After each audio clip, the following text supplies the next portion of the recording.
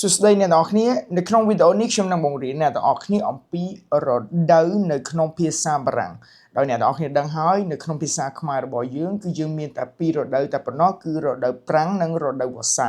ក៏ប៉ុន្តែនៅក្នុងភាសាបារាំងគឺវាមានរហូតដល់4រដូវឯណោះអញ្ចឹងដើម្បីដឹងថាតើនៅក្នុងភាសាបារាំងមានរដូវអ្វីខ្លះក៏ដូចជាការអានជាភាសាបារាំងយ៉ាងដូចម្តេចខ្ញុំនឹងបង្រៀនអ្នកទាំងអស់គ្នានៅក្នុងវីដេអូនេះនៅក្នុងភាសាបារាំងគឺវាមាន4រដូវទី1គឺ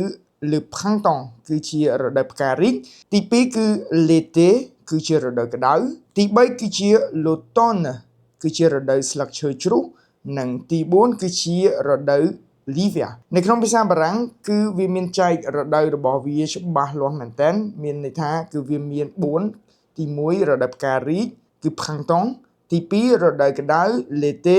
ទី3រដូវស្លឹកឈើជ្រុះគឺ l'automne និងទី4រដូវត្រជាក់គឺ l'hiver ហើយរដូវទាំងអស់នោះគឺគេបានចែកយ៉ាងច្បាស់លាស់ផងដែរថាតើវាមាននៅក្នុងរដូវមួយណានិងខែមួយណាអូខេអញ្ចឹងអ្នកទាំងអស់គ្នាចាំអានតាមខ្ញុំទី1គឺ le printemps គឺវាចាប់ពីខែ3ខែ4និងខែ5 mars avril mai ទី2គឺ l'été គឺវាចាប់ពីខែ juin juillet និង août l'automne គឺចាប់ពីខែ septembre octobre និង novembre ហើយនៅចុងក្រោយគឺ l'hiver គឺវាចាប់ផ្ដើមពីខែ décembre janvier et février អញ្ចឹង le printemps គឺជារដូវផ្ការីក l'été គឺជារដូវក្តៅ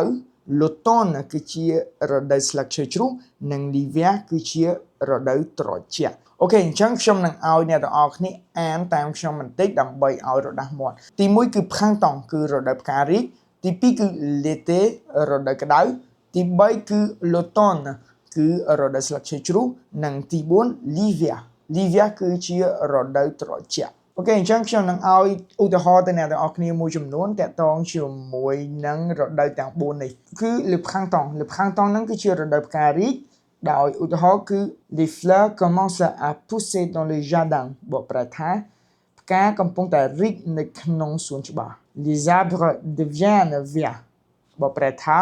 ស្លឹកឈើគឺប្រែពណ៌ទៅជាពណ៌បៃតង les oiseaux chantent le matin chantent ហ្នឹងបើសិនជាបកន័យចំគឺច្រៀងក៏ប៉ុន្តែបើយើងបកជាមួយនឹងសត្វយើងអត់បកថាច្រៀងទេគឺយើងបកប្រែថាបូល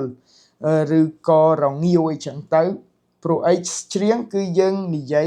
ជាមួយនឹងមនុស្សប៉ុន្តែន័យត្រង់គឺយើងបកថាវាច្រៀងមែនប៉ុន្តែនៅក្នុងជាមួយសត្វខ្ញុំនិយាយចឹងគឺយើងអាចបកថាច្រៀងបានទេយើងបកថាបូលឧទាហរណ៍រលកបូលអីចឹងទៅអញ្ចឹងចំណុចនេះគឺសត្វបូលនៅពេលព្រឹកឧទាហរណ៍ទី2តើតើជាមួយនឹង l'été il fait très chaud មេឃក្តៅខ្លាំងណាស់ឬក៏អាកាសធាតុក្តៅខ្លាំងណាស់ il fait très chaud les gens vont à la plage អញ្ចឹងកន្លែងនេះ les gens វាស្មើនឹងពាក្យថា personne គឺបកប្រែថាមនុស្ស les gens vont à la plage គឺមានន័យថាមនុស្សទៅសមុទ្រជាទូទៅជនជាតិបារាំងនៅពេលដែលខែក្តៅគឺគាត់តែងតែទៅឆ្នេរសមុទ្រដើម្បីគេងហាលថ្ងៃអីចឹងទៅ on porte des vêtements légers មានន័យថាយើងពាក់ខោអាវ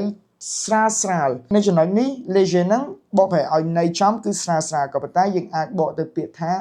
ស្ដើងក៏បានដែរអូខេឧទាហរណ៍ទី3តើតើជាមួយនឹង l'automne les feuilles tombent des arbres មានន័យថាស្លឹកឈើកំពុងតែជ្រុះles couleurs des arbres changent មានន័យថាពណ៌នៃស្លឹកឈើហ្នឹងគឺវាបានប្ដូរទៅជា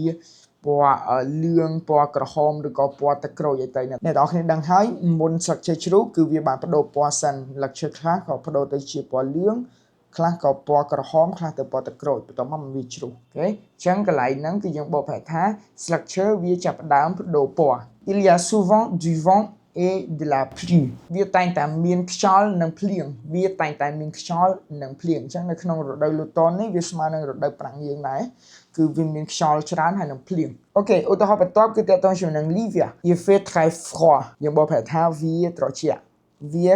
ក់ខ្លាំងណាស់ il fait très froid les neiges dans certains pays